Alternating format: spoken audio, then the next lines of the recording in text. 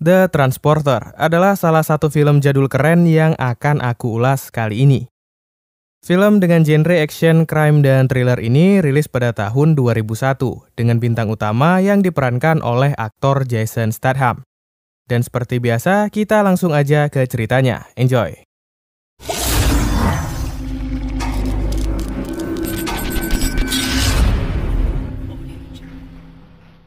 Film ini diawali dengan seorang pria bernama Frank yang mengendarai mobil dan memarkirkannya di depan suatu gedung. Tak lama, 4 orang pria bertopeng dengan terburu-buru masuk ke mobilnya. Nah, ternyata pria ini adalah seorang supir khusus yang sengaja disewa oleh para perampok ini untuk membawa mereka. Namun di dalam mobil perdebatan terjadi, di mana Frank menolak untuk membawa mereka karena penumpang yang ada melebihi perjanjian yang mereka sepakati. Karena tak punya pilihan, ketua perampok ini akhirnya membunuh temannya, dan Frank langsung tancap gas. Tapi karena terlambat kabur, mereka berhasil terkejar oleh para polisi. Dan di sini Frank menunjukkan kemampuannya dalam mengemudi. Ia pun dapat dengan mudah lari dari kejaran polisi. Bahkan dengan santainya sampai berhenti sebentar karena penumpangnya ingin muntah. Kemudian ia kembali tancap gas dan kabur dengan cara-cara yang ekstrim.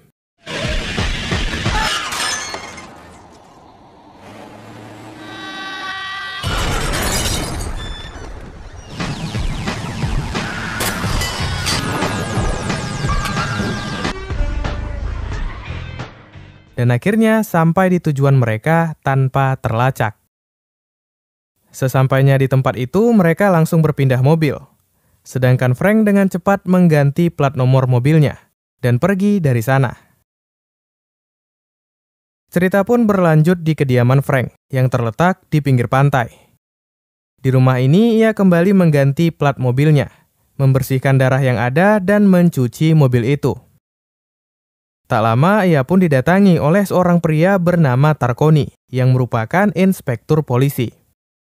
Nah, tujuan Tarkoni di sini adalah untuk memeriksa mobil Frank, karena mobilnya dicurigai sebagai mobil yang terlibat di perampokan. Tapi Frank dapat beralasan, dan karena sudah mencuci dan mengganti plat nomor mobilnya, ia pun dapat terhindar dari kecurigaan. Dan tak lama saat Tarkoni pergi, tiba-tiba Frank mendapatkan sebuah telepon dari seseorang yang ingin menyewa jasanya. Mereka pun berjumpa di sebuah bar, dan Frank langsung mencatat ukuran barang yang mau dibawa, beratnya berapa dan kemana tujuannya. Setelah itu ia pun menjelaskan tentang 3 peraturan ketika ingin menyewa jasanya. Yang pertama adalah kesepakatan tidak boleh lebih, alias tidak boleh ada kesepakatan baru. Yang kedua, tidak boleh ada nama. Dan yang ketiga, dilarang untuk membuka paketnya.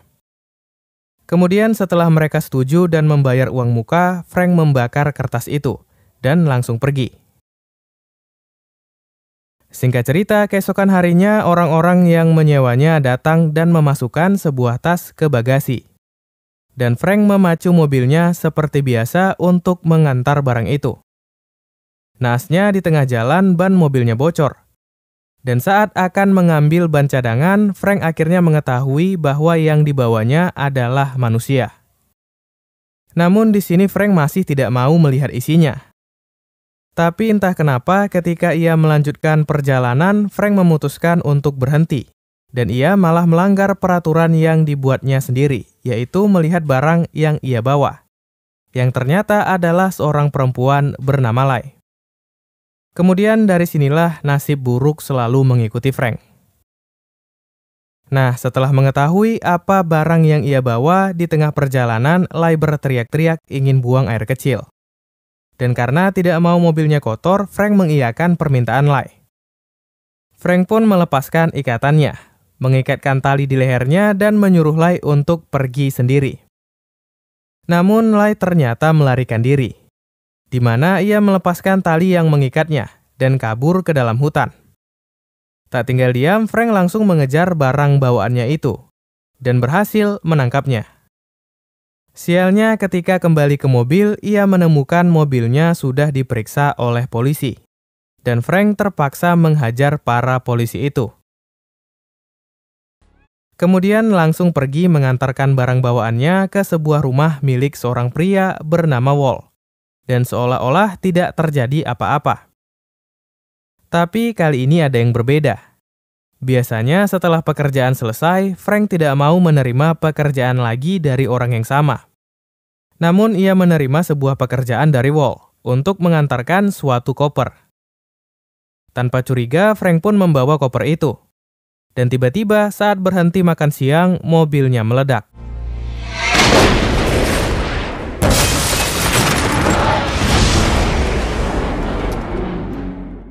Merasa sangat kesal, Frank kembali ke rumah Wall dan menghajar satu persatu penjaga yang ada.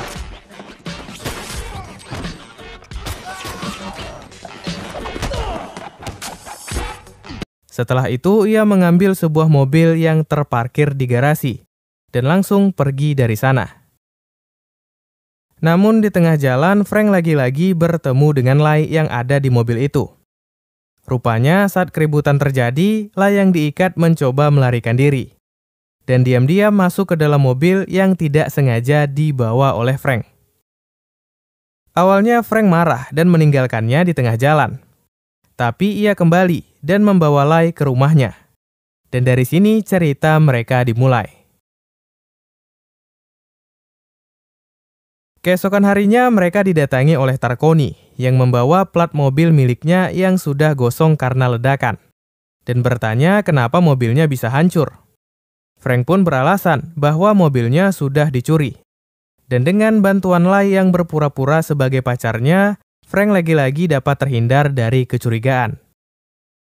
Namun kesialan datang. Begitu Tarkoni pergi, Frank merasa ada yang aneh. Dan benar saja, tak lama rumahnya tiba-tiba diledakkan oleh sebuah roket yang disusul dengan tembakan senjata api oleh anak buah Wall. Mereka pun mati-matian berusaha berlindung, hingga akhirnya mereka terpaksa masuk ke sebuah sumur tepat sebelum rumah Frank meledak dan hancur.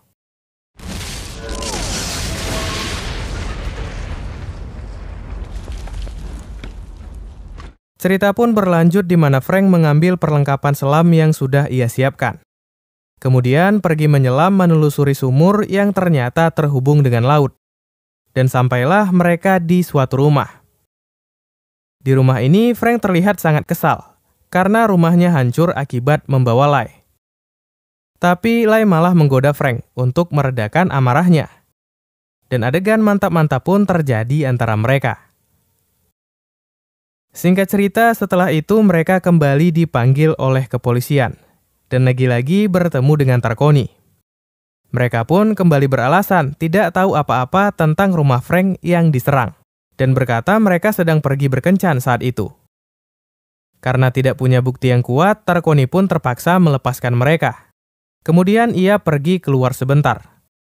Dan di sini Lai kembali berulah, di mana ia diam-diam memeriksa komputer di sana untuk mencari informasi tentang Wall, dan pergi seolah-olah tidak terjadi apa-apa. Tapi ketika sudah keluar dari kantor polisi, mereka mulai berdebat, di mana Frank memilih untuk memulai ulang hidupnya, sedangkan Lai meminta dirinya untuk balas dendam kepada Wall yang sudah menghancurkan rumahnya. Lai pun mengatakan bahwa Wall adalah seorang penjahat yang melakukan bisnis jual-beli manusia. Dan sambil menangis, Lai memberitahu bahwa ayahnya bersama 400 orang lainnya dikurung di sebuah kontainer dan akan dijual. Mendengar hal ini, Frank pun merasa kasihan dan akhirnya mau pergi menjumpai Wall di kantornya untuk menyelamatkan orang-orang yang ia tahan. Namun tak lama seorang pria bernama Mr. Kwai datang ke sana, yang rupanya adalah ayah dari Lai. Dan di sini diketahui ternyata Lai berbohong bahwa ayahnya ada di dalam kontainer agar Frank mau membantunya untuk menyelamatkan para tahanan. Tapi sebenarnya ayahnya bekerja sama dengan Wall untuk menyelundupkan manusia. Dan karena itu Lai ditahan oleh ayahnya. Sedangkan Frank dijebak oleh mereka dan ditangkap polisi dengan tuduhan sudah menculik anaknya. Tempat pun berpindah di kantor polisi, di mana Frank baru bangun dari pingsannya. Nah, ketika bangun, ia bertemu dengan Tarkoni di sana. Mereka pun sedikit berbincang, Dan Frank mengatakan apa yang sebenarnya terjadi tentang penjualan manusia yang dilakukan oleh Wall. Dan dari apa yang didengarnya, Tarconi akhirnya bersedia membantu.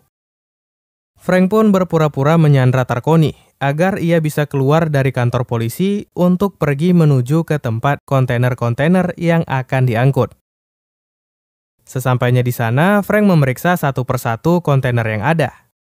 Tapi ia berhasil dipergoki oleh anak buah Wall.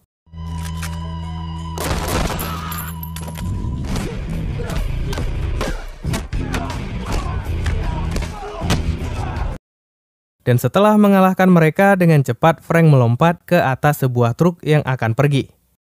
Namun ia berhasil terlempar ke atas sebuah bus yang berhenti di sebuah terminal. Dan di sini pertarungan yang cukup epik terjadi, di mana Frank diburu oleh semua anak buah Wall. Dan ia dapat mengalahkan mereka dengan hanya bermodalkan minyak oli dan pedal sepeda di kakinya.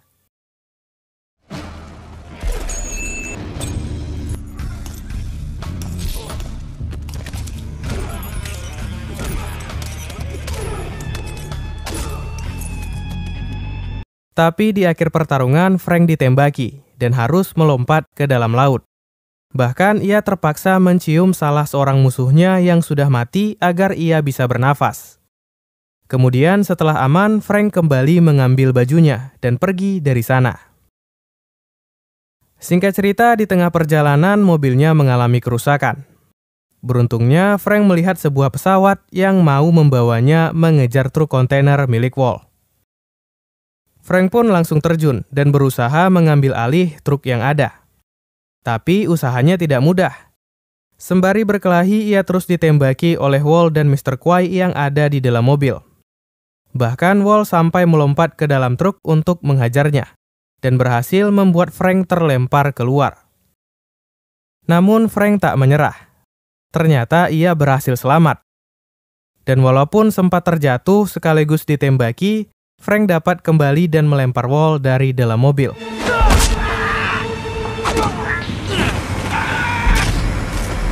Kemudian membawa truk itu ke pinggir pantai. Sialnya saat berhenti ia langsung ditodongkan senjata oleh Mr. Kwai, yang rupanya mengikuti truk itu. Di sini Frank pun dibawa ke pinggir tebing, dan akan dibunuh di sana.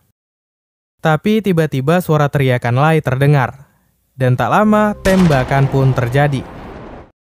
Namun bukan Frank yang tertembak. Ternyata Lai mengambil senjata pengawalnya dan menembak ayahnya sendiri. Karena ia benci kepada ayahnya yang sudah menjual manusia. Film ini pun diakhiri di mana para polisi berdatangan untuk mengeluarkan orang-orang yang diselundupkan itu. Dan film pun berakhir. Oke, sedikit review. Film yang rilis hampir 20 tahun yang lalu ini bisa dibilang masih fresh untuk ditonton di tahun 2021. Ceritanya itu sederhana dan gak bertele-tele. Apalagi dengan kemampuan akting Jason Statham dalam adegan actionnya. Tapi ya namanya film lama, adegan aksi yang ada masih memakai teknik perfilman zaman dulu. Yang dimana perpindahan kamera saat adegan aksinya itu cepet pakai banget. Jadi ketika adegan baru mukul, kameranya sudah berpindah dan menyorot dari angle yang berbeda. Namun untungnya masih enak untuk ditonton. Oke, sekian dulu dari aku di video kali ini dan sampai jumpa di video berikutnya.